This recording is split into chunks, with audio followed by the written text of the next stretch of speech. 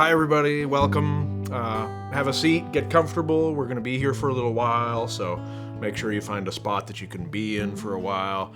If you get bored, don't fall asleep, because I will be incredibly insulted. I'm just kidding, but hopefully it'll be interesting enough that you won't get too bored. Yeah, so let's talk about some stories that are even about people like you, to give you a sense of what this town is all about. This is just one little town in a world full of little towns, but it's a cool little town, and I thought it would be neat to tell you a little bit about it. So what are we here for? We're here to celebrate a centennial. What is a centennial? It's a 100-year birthday. We are celebrating the 100th birthday of Bryn Athyn. So how long ago was 100 years? 100 years ago, Bryn Athyn kids were pretty much the same as they are today in many ways, but their clothes were different, their toys were different, sort of, and their games were sometimes different. 100 years ago, Bryn Athyn kids often played outside, if you can imagine that. There was no TV, no video games, no electronic games, no computers, no iPods, no cell phones. 100 years ago, Bryn Athyn kids mostly lived on Alnwick Road and South Avenue, and Alden Road as well. 100 years ago, Bryn Athyn kids were named lots of the names you would recognize: Acton, Sinisfet, Oudner, Pitcairn, Osblond, Pendleton, Price, Bostock, Deering, Rose, and Smith, just like they are today. 100 years ago, Bryn Athyn kids liked to play under the water tower. Some of you might know where that is. That supplied water to this little village of Bryn Athyn. The water tower was near Alnwick Road, right in front of where the Lawing kids and the Oudner kids live. It had a windmill on top, so it could pump water out of the spring in the ground and up to the water tower. How many of you have seen the spring house right beside the huge sycamore tree? Right beside where the Oudners and Lawings live. You can still climb on the square stones that used to support the legs of the water tower, and those have been here for over 100 years. Amazing. To me, at least. So, another interesting tidbit. 100 years ago, Bryn Athyn kids used to play all sorts of games in the field behind the water tower and behind where Yates Pendleton and the Oudners and Lawings live. They played all sorts of games like leapfrog, tag, high jumping, just like kids do today. Well, sometimes they do. They also played Kitty Wants a Corner, jump rope, a tisket a tasket, sheepy lay, and I'm the King of the Castle. Baseball was popular, which they played in the Acton field. Of course, there was swimming on hot summer days at the Pennypack Creek. Older folks enjoyed canoeing, which was a pleasant pastime in that enchanting area.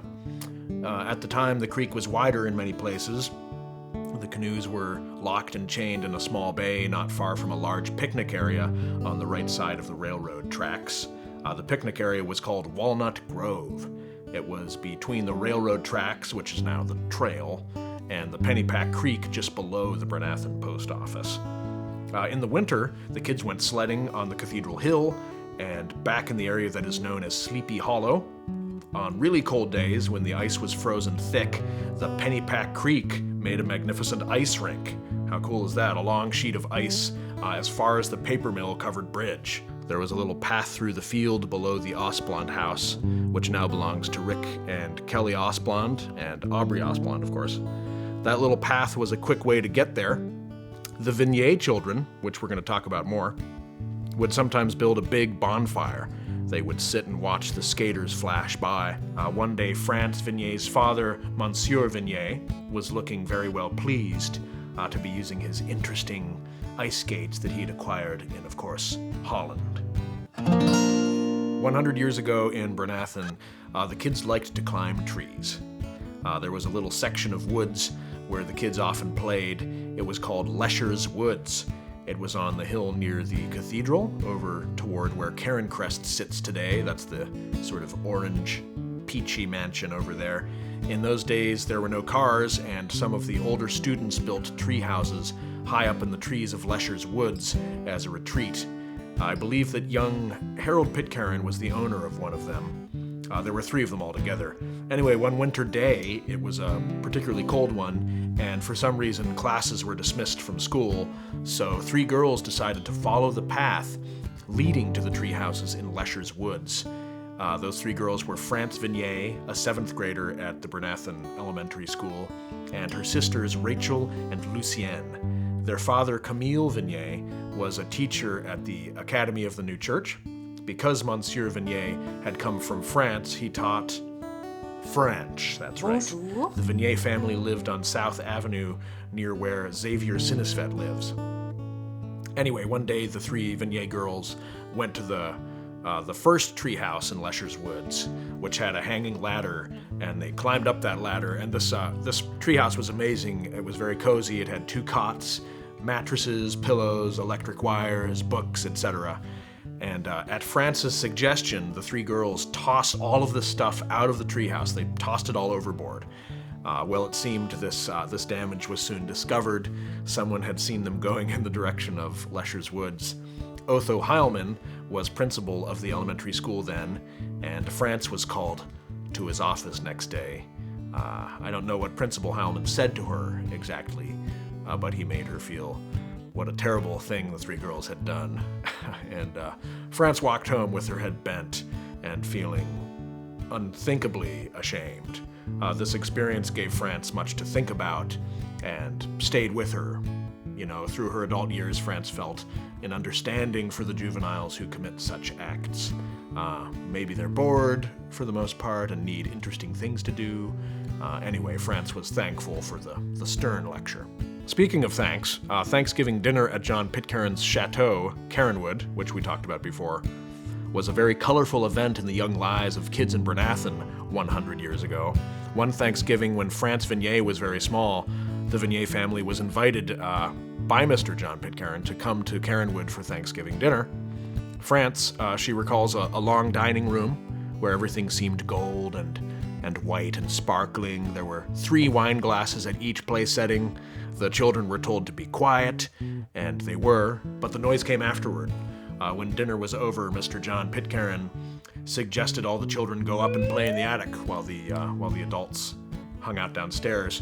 So the attic was this huge open space filled with oriental rugs. The children were Raymond, Theo, and Harold Pitcairn, and of course the Vinet children, France, Rachel, Lucien, Vincent, and 2 other brothers, Pierre and Jean, who were younger. The boys decided it would be fun to take the girls for rides on these oriental rugs. Very, very likely this was Vincent's idea. So there they were, Rachel and France and Lucien, being twirled around on these rugs, and dust was flying everywhere. It was noisy, the girls were screaming, and it was wonderful fun. But there was an elevator that, led up to the attic. So suddenly, there in the elevator were Mr. Pitcairn and the Vinet parents standing in a row and looking severe, pretty upset. So the children were spoken to, but the novelty of that rug entertainment, those games at Caronwood Mansion, stayed with them for a long time. Another thing that stayed with the Vinet children was their long walks. They would often take long walks with their father. The idea was to give, of course, their mother a little respite from taking care of kids all day long. So the children roamed in the woods with their father, Monsieur Vinet, being a connoisseur of mushrooms, tasty fungus. He would remove large, colorful mushrooms from decaying trees in the ground, and later these mushrooms would be sizzling in the frying pan. Lovely to think about, I think. Walking to Willow Grove was a long, tiresome walk. I mean, it's tiresome to me anyway, but commonplace with Bryn Athyn residents 100 years ago. That was a long walk that was way longer than those little walks that the Vinet kids took with their father. There was the beginning of an amusement park there in Willow Grove, and concerts and bands were performing as well. One famous brass band leader you may have heard of named John Philip Sousa, and his brass band performed there. George DeCharme's crippled mother was a lover of good music. As children, the Vinets were a bit in awe of this man. He was very young and was wheeling his mother in a wheelchair back and forth all that distance to see a concert. Throughout his long life and as a bishop of the church, he was loved and admired. Can you imagine walking to Willow Grove Mall? Walking to Willow Grove Mall, that is where the park was. Can you imagine pushing someone now in a wheelchair all that distance both ways, back and forth? That's just to listen to music. Outrageous.